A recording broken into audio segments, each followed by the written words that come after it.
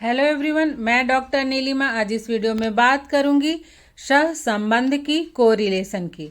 Topic पर चर्चा करने से पहले यदि आप बीएड के सिलेबस का हिंदी ट्रांसलेशन चाहते हैं या फिर कोर्स 1, 2, 3, 5, 10 और 9 के थ्योरी पार्ट्स के वीडियो चाहते हैं तो डिस्क्रिप्शन बॉक्स में लिंक दिया हुआ है, आप वहां जाकर देख सकते हैं। इसके अतिरिक्त भी यदि आप प्रीवियस ईयर के क्वेश्चन, मेथड पेपर के common topics, micro teaching, teaching skills, lesson plan कैसे बनाते हैं, एग्जाम में आंसर कैसे लिखें और पेडागोगी पेपर के प्रैक्टिकल एग्जाम की तैयारी कैसे करें, टॉपिक का चुनाव किस प्रकार से करें इत्यादि से संबंधित वीडियो के लिंक डिस्क्रिप्शन बॉक्स में उपलब्ध हो जाएंगे। तो आइए हम अब शुरुआत करते हैं। सह संबंध को रिलेशन। इस वीडियो में हम बात करेंगे इतिहास का अन्य विषयों के साथ किस प्रकार से सह संबंध स्थापित कर सकते हैं, उसे देखेंगे। सबसे पहले हम समझते हैं कि सह संबंध क्या है। तो जैसा कि आपने जब शिक्षा क्या है इसमें पढ़ा तो उसमें पढ़ा कि मानव जन्म से ही कुछ आंतरिक शक्तियां लेकर उत्पन्न होता है और शिक्षा के द्वारा उसी का विकास किया जाता है। तो मानव मस्तिष्क की ये जो संपूर्ण शक्तियां होती हैं और जो ज्ञान वो इस दुनिया में आने के बाद औपचारिक एवं अनौपचारिक शिक्षा के माध्यम से अर्जित करता है, वह एक स्वतंत्र इकाई के रूप में अपना अस्तित्व रखती हैं। मानव की संपूर्ण मानसिक शक्तियां एक दूसरे से संबंधित होती हैं। मानव विभिन्न साधनों तथा विभिन्न क्षेत्रों से संबंधित जो भी ज्ञान अर्जित करता है उस ज्ञान का उसके मस्तिष्क में एकीकरण एवं समन्वय होता जाता है। अर्थात मस्तिष्क में कोई भी ज्ञान अकेला नहीं रहता है। इसलिए हम एक विषय या एक क्षेत्र के ज्ञान का प्रयोग दूसरे विषय में या फिर दूसरे क्षेत्र में भी आसानी से कर लेते हैं।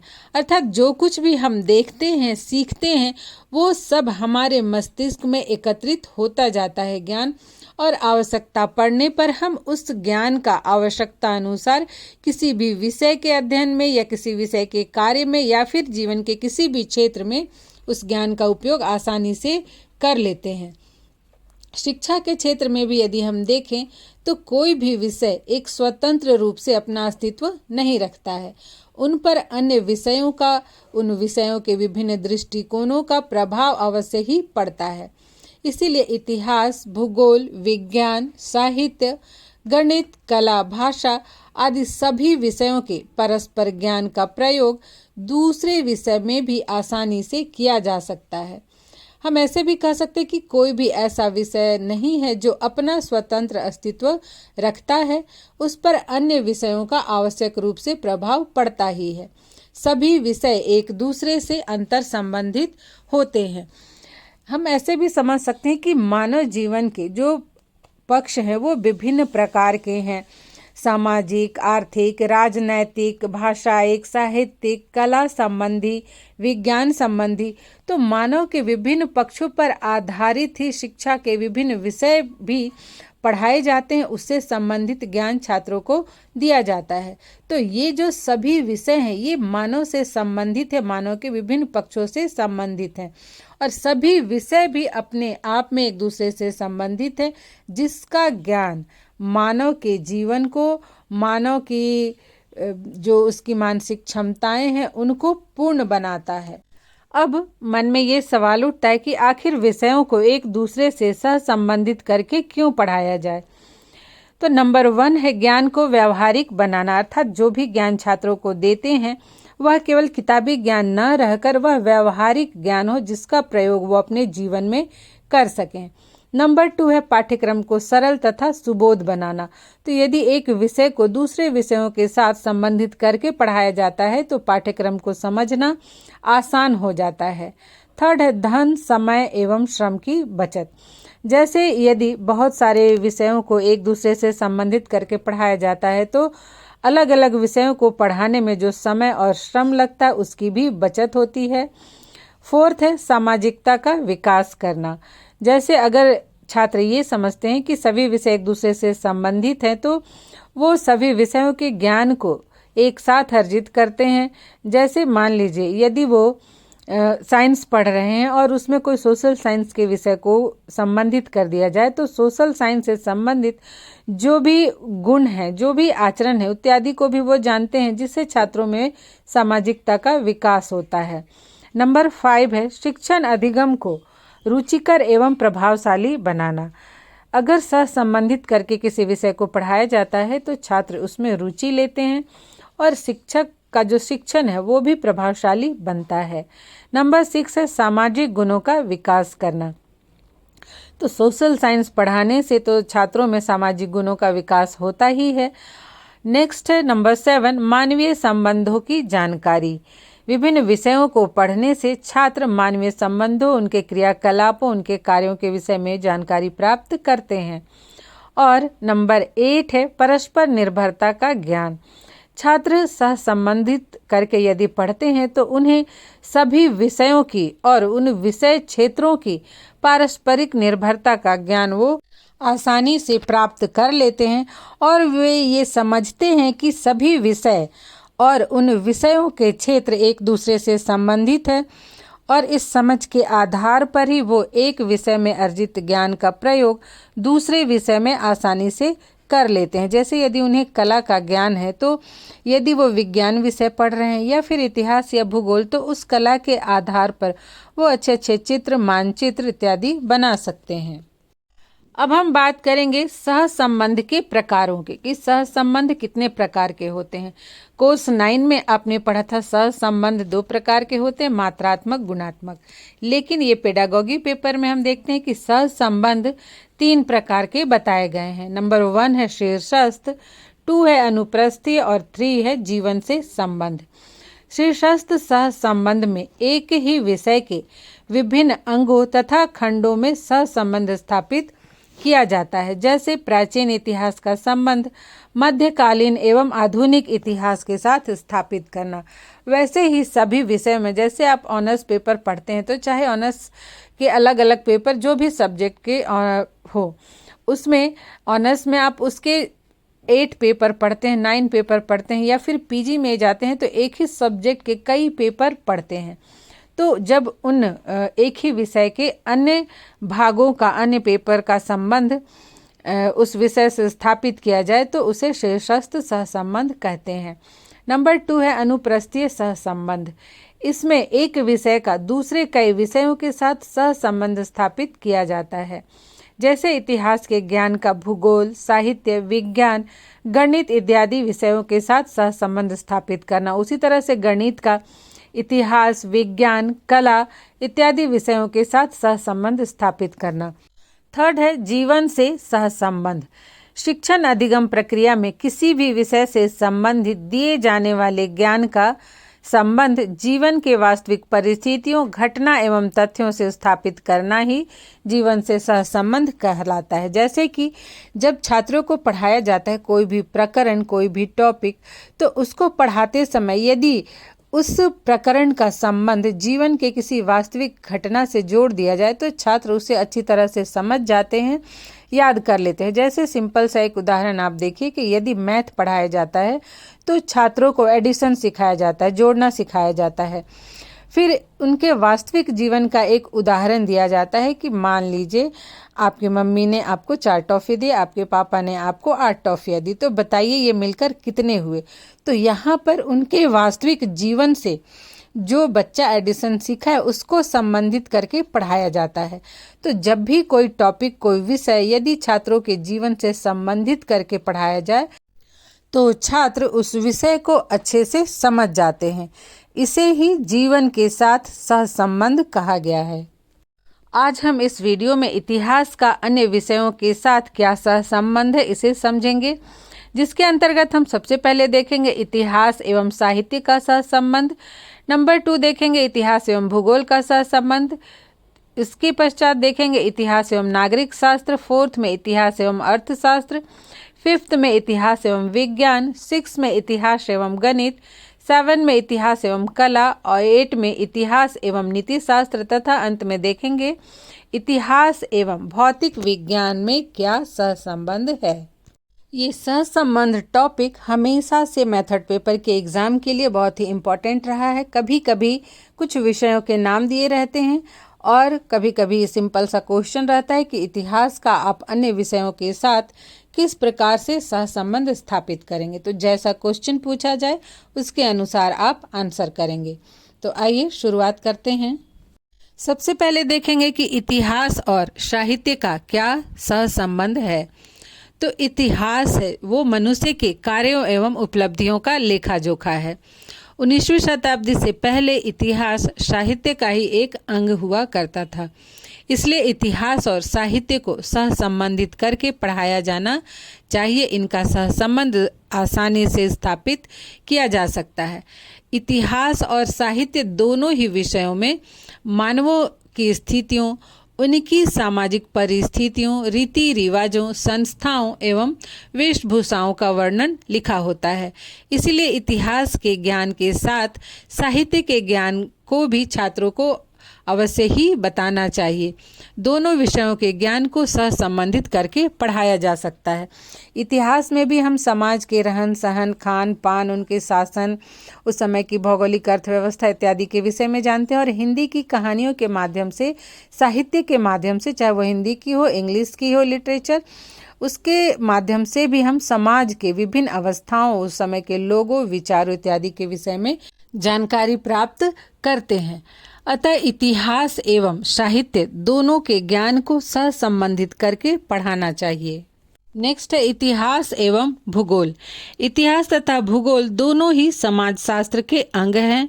प्रत्येक ऐतिहासिक घटनाओं के पीछे भौगोलिक परिस्थितियां ही जिम्मेदार रही है, क्योंकि हम इतिहास में पढ़ते हैं कि विभिन्न भौगोलिक परिस्थितियों के कारण ही नदी घाटियों के किनारे कई मानव सभ्यताओं का उत्थान हुआ और भौगोलिक अवस्था के कारण ही सभ्यताओं का पतन भी हुआ।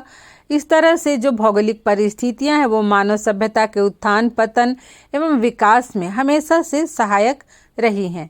भौगोलिक परिस्थितियों ने मानव सभ्यता के विकास में महत्वपूर्ण योगदान दिया है। इसलिए इतिहास एवं भूगोल को अलग नहीं किया जा सकता है। अतः इतिहास का शिक्षण कार्य करते समय भौगोलिक तत्वों का भी ज्ञान देकर इतिहास तथा भूगोल में सहसंबंध स्थापित करना चाहिए। अब है इतिहास और नागरिक शास्त्र में सहसंबंध।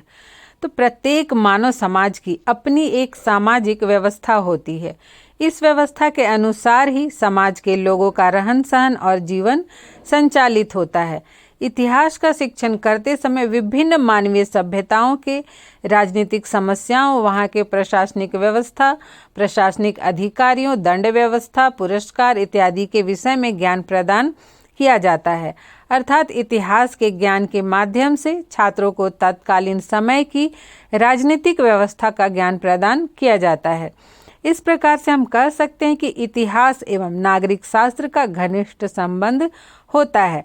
अतः इतिहास पढ़ाते समय शिक्षक को विभिन्न कालों के शासन व्यवस्था का ज्ञान वर्तमान काल की शासन व्यवस्था की सहायता से अवश्य ही कराना चाहिए।